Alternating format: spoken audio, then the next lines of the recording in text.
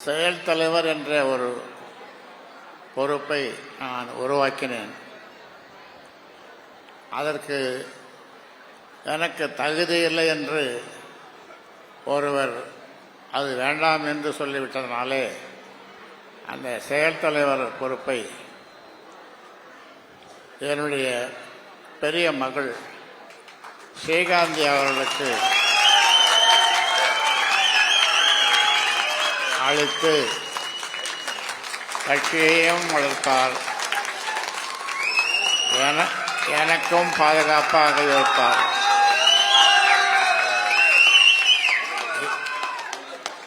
அவருக்கு நாம் அனைவரும் வாழ்த்து சொல்லுவோம். இந்த விதை, இந்த கட்சி வளர்ச்சி இதெல்லாம் பார்த்து சில பேருக்கு பொறாமை ஏற்பட்டு விட்டேனா பார், நீ என்னத்தை விட போற சொல்லுவோம். நீ விடுறதுக்கு ஒன்றுமே இல்லை. எங்க பக்கத்தில் ஒரு கதை சொல்லுவாங்க. மொரட்டாண்டின்னு ஒரு ஊர், புதுச்சேரிக்கு போகிற வழியில் மொரட்டாண்டின்னு ஒரு ஊர். அந்த பக்கம் லாரி போகும்போது அதில் இந்த லாரியில் தொத்திக்கின்னு அங்கே ஒரு ஆலமரம் கிளை, அந்த கிளையில் தொத்திக்குவான்.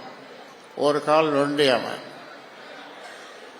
போகிற வரவங்கெல்லாம் தொலைச்சி அப்படின்னு, போகிறவன் வரவெல்லாம் தொலைச்சிடணும். அப்புறம் பார்த்தா அவன் கால் நொண்டி. இப்படி பல நாள் ஏமாத்திட்டு இருந்தான். அப்புறம் அவனுடைய முகமூடி ஒரு நாள் கிழிக்கப்பட்டது. அந்த மாதிரி தான் இப்பொழுது சில பேர் சொல்லிக் கொண்டிருக்கிறார்கள். இது எங்கள் கட்சி, எங்கேருந்து வந்தது உங்கள் கட்சி, யார் போட்ட விதை, உனக்கும் இந்த கட்சிக்கும் என்ன சம்பந்தம், என்னப்பா சம்பந்தம் சொல்லப்பா, ஒரு சம்பந்தமும் கிடையாது. அந்த வகையில் இந்த தருமபுரி மண்ணை எடுத்து எல்லா மாவட்டங்களிலும், முன்னாலே 32 மாவட்டம், இப்பொழுது 38 மாவட்டம் அப்படி வளர்த்து 96,000 கிராமங்கள், 96,000 கிராமங்களுக்கு இந்த பாதங்கள் பட்டு இரவு பகல், காடு மேடு பள்ளம், இப்படி இருட்டு, அந்த மாதிரி பயணம் செய்து 46 ஆண்டு காலம் பயணம் செய்து 96,000 கிராமங்களுக்கு சென்று வளர்த்த இந்த கட்சி இப்பொழுது மொரட்டாண்டி நொண்டி சொல்கிற மாதிரி விட்டேனா பாரு, நீ என்ன விடுறது, உனக்கும் இந்த கட்சிக்கும் என்ன சம்பந்தம் சொல்லுங்க. ஏதாவது சம்பந்தம் இருந்தால் பரவாயில்ல, ஏதாவது உழைப்பு இருந்தால் பரவாயில்ல. ஒரு உழைப்பு இல்லை. இப்போ ஓய்வறியா உழைப்பாளி என்று நம்முடைய ஜே.கே. மணியை சொல்லுகிறோம். திடீர்னு நம்ம சொல்ல முடியுமா? அவர் உழைத்தார், ஓய்வின்றி உழைத்தார், நாளும் உழைத்தார்.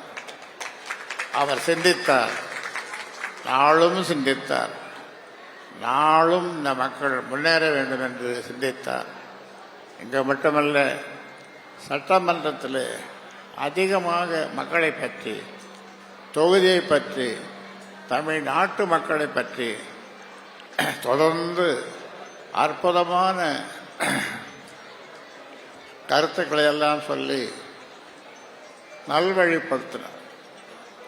இப்படிப்பட்ட ஒரு சட்டமன்ற உறுப்பினர் இதுவரை தமிழகத்தில் வந்ததில்லை என்று சொல்லுகின்ற அளவிற்கு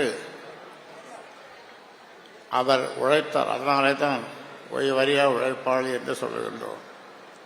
அந்த வகையில் இந்த மண்ணுக்கு பல்வேறு சிறப்புகள், தருமபுரி மண்ணுக்கு பல்வேறு சிறப்புகள். அதையெல்லாம் சொல்லுவதற்கு நேரமில்லாதனாலே நான் மீண்டும் வருவேன். தமிழ் குமரனை இங்கே உங்கள் பிள்ளையை உங்கள் வீட்டு பிள்ளையாக அவரை நீங்கள் வளர்த்தெடுங்கள்.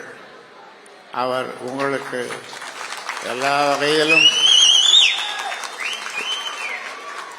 தந்தையைப் போல உறுதுணையாக இருப்பார். உறுதுணையாக இருப்பார். செய்திகளை உடனுக்குடனும் துல்லியமாகவும் தெரிந்து கொள்ள சப்ஸ்கிரைப் பண்ணுங்க.